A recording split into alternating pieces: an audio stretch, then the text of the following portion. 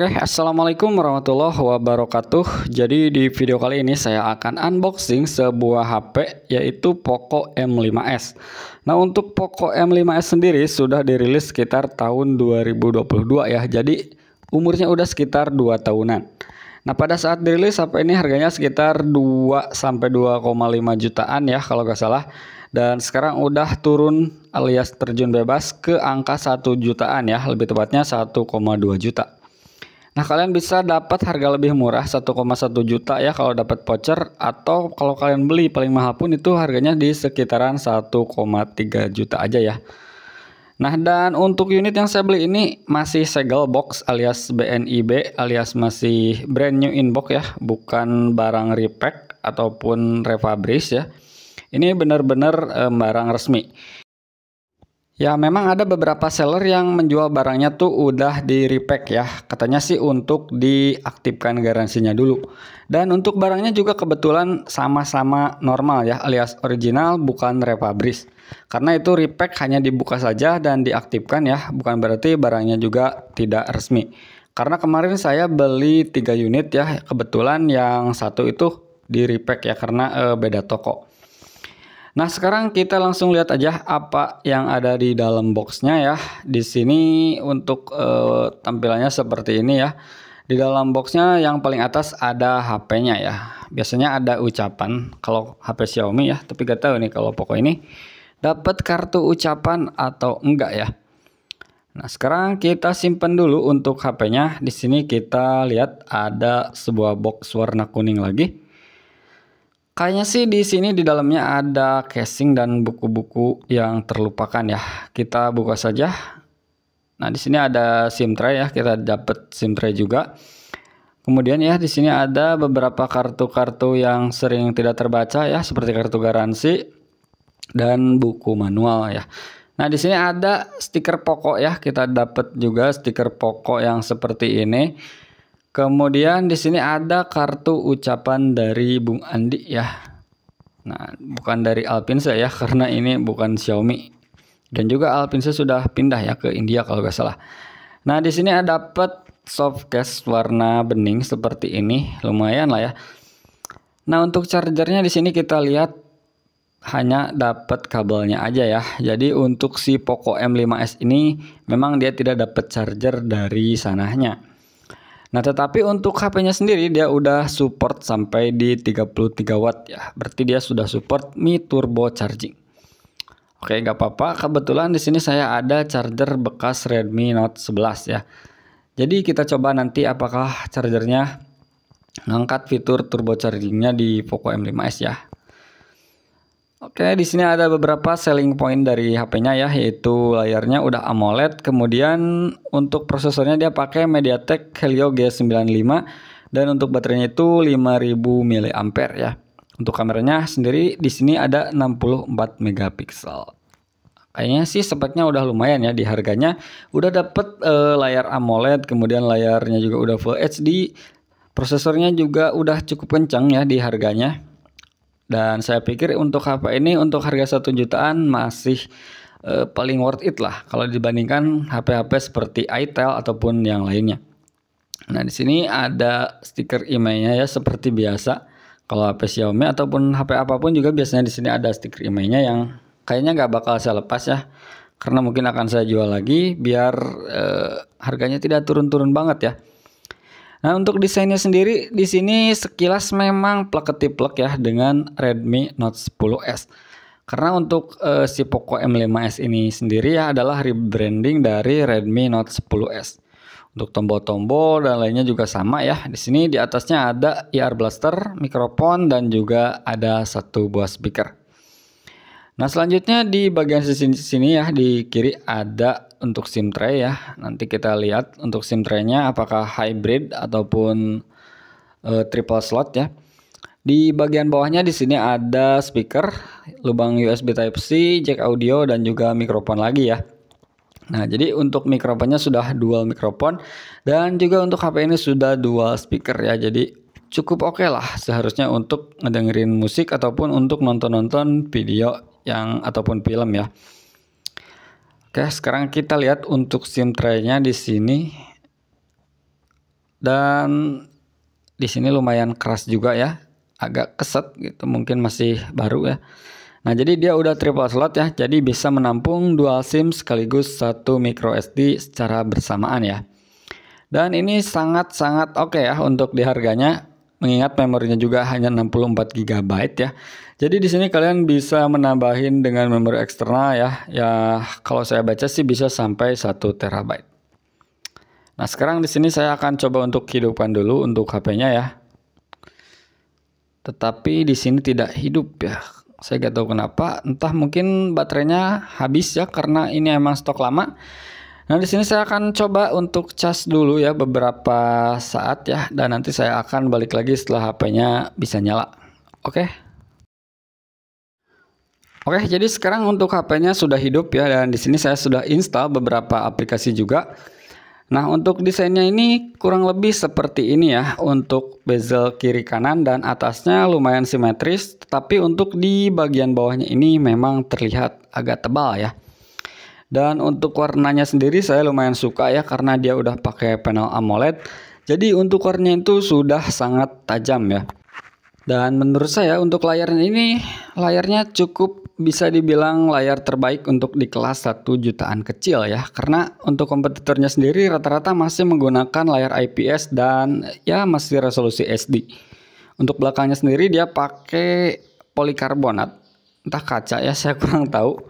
Yang jelas ini lumayan dingin kalau saya pegang ya, dan untuk di bagian samping-sampingnya ini melengkung, nggak flat ya, karena memang untuk HP tahun 2022 ya standarnya belum yang rata kiri kanan atas bawahnya. Tetapi untuk kelebihannya HP yang tidak rata atau tidak mengkotak seperti itu, dia tuh enak digenggam ya. Dengan satu tangan seperti ini dia enak, gak bikin pegel dan gak bikin sakit juga ya. Nah, untuk versi Androidnya di sini juga sudah saya update kebetulan ke paling baru, yaitu di MIUI 14 dengan versi Android 13 ya. Nah, dia tuh gak dapet ke HyperOS ya, saya gak tahu apakah bakalan dapet atau enggak. Yang jelas ini sudah updatean paling mentok ya. Untuk OS sebelumnya dia Android 12 ya dengan MIUI 13. Dan sudah 2 kali update, di sini saya update ke Android 13 ya, MIUI 14. Nah, untuk UI-nya sendiri cukup smooth ya. Dan untuk varian yang saya beli ini dia tuh 64 GB aja. Dan untuk OS-nya sendiri seperti yang kalian lihat di sini, ketika saya cek update terus tidak dapat update ya. Entah mungkin telat atau gak dapat lagi, saya kurang tahu ya. Kalian bisa tunggu saja ya. Nah, untuk storage-nya seperti yang tadi saya bilang, di sini hanya 64 GB dan udah kemakan sekitar 28 GB-an ya. Nah, untuk detail spesifikasinya sendiri di sini ada ya, dia RAM-nya 4 GB. Kemudian untuk versi Android-nya 13 dan prosesornya Helio G95. Nah, untuk RAM 4 GB sendiri saya rasa di tahun 2024 ini memang agak kurang ya untuk multitasking. Dia tuh agak reload gitu ya. Apalagi untuk game-game berat ya. Tetapi untuk penggunaan normal ya mungkin udah cukup lah. Apalagi kalau kita ingat harganya hanya sekitar 1 jutaan kecil ya, atau 1,2 juta. Nah, untuk varian yang 128-nya saya kurang tahu ya, apakah tersedia stoknya juga atau enggak. Nanti kalau ada stoknya nanti saya akan tulis aja di deskripsi ya. Jadi kalian bisa cek aja link pembeliannya di deskripsi video ini. Nah, untuk penyimpanan 64 GB sendiri menurut saya di tahun 2022 ini 2024 ya, saya rasa tuh udah ngepas banget ya kalau untuk main game ataupun nyimpen foto ya. Jadi saya rasa standar 128 GB itu untuk jam sekarang adalah standar yang sangat-sangat standar ya. Kalau 64 GB udah mepet banget ya. Nah, di sini saya coba untuk mengambil beberapa hasil fotonya ya, karena untuk hasil fotonya sendiri saya rasa ini cukup bagus ya. Nanti saya akan tampilkan juga beberapa hasil foto lainnya yang saya foto di outdoor ya, dan juga mungkin nanti ada video untuk sampelnya, karena untuk videonya sendiri sudah cukup stabil.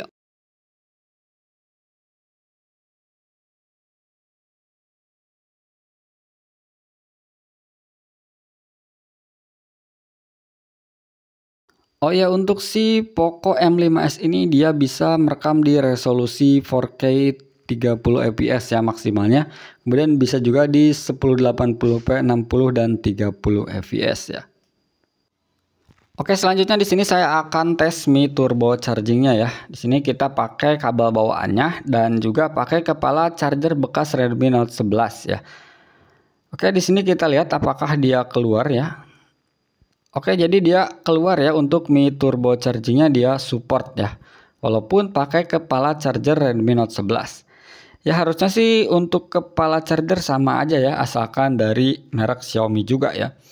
Nah, untuk kepala chargernya kalian bisa cek-cek sendiri ya di e-commerce, ataupun kalian bisa beli di official store Xiaomi-nya langsung ya, biar lebih yakin untuk originalitasnya. Nah, sekarang kita cek di device info hardware ya. Di sini dia pakainya untuk storage-nya tipe UFS 2.2 ya. Kemudian untuk prosesornya seperti yang tadi saya bilang, dia pakai Helio G95 ya. Jadi ya masih mirip-mirip lah performanya dengan G99. Cuma untuk pabrikasinya dia masih 12 nanometer ya. Jadi jangan heran kalau misalkan HP-nya dipakai gaming akan cepat panas ya. Kemudian untuk spesifikasi layarnya sendiri di sini dia kelihatan ya Full HD. Kemudian untuk RAM-nya di sini dari 4 GB, yang tersisanya tuh cuma sekitar 1 GB kurang ya. Kemudian untuk sensor kameranya di sini bisa kalian lihat juga ya, tinggal download saja aplikasinya. Dan untuk baterainya di sini juga kelihatan.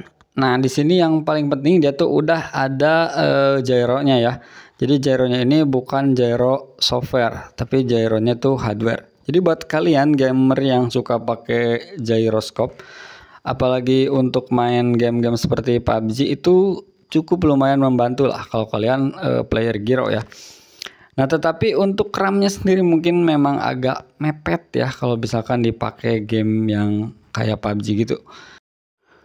Oke, selanjutnya di sini saya akan tes untuk nonton YouTube ya dengan resolusi 4K SDR ya. Karena untuk HP-nya sendiri dia udah support di sini sampai 4K 2160p SDR ya. Jadi udah enak banget untuk layarnya. Apalagi dia pakai panel AMOLED ya. Sini kita lihat aja apakah dia benar-benar enak ya, tajam. Kalau menurut mata pemula saya sih ini udah lumayan enak banget ya. Apalagi di sini speakernya dia udah stereo ya. Dan untuk kualitas audionya nanti kalian dengarkan saja ya. Untuk kurang lebihnya ya seperti ini untuk kualitas speaker dan juga kualitas layarnya.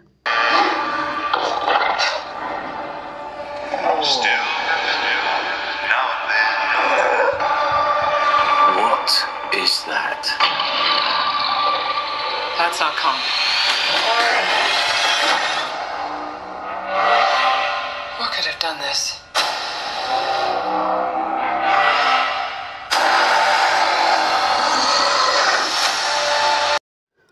Oke, mungkin segitu aja untuk video unboxing saya untuk Poco M5s ya. Dan menurut saya kesimpulannya HP ini tuh sangat-sangat recommended, sangat-sangat worth it untuk kalian beli.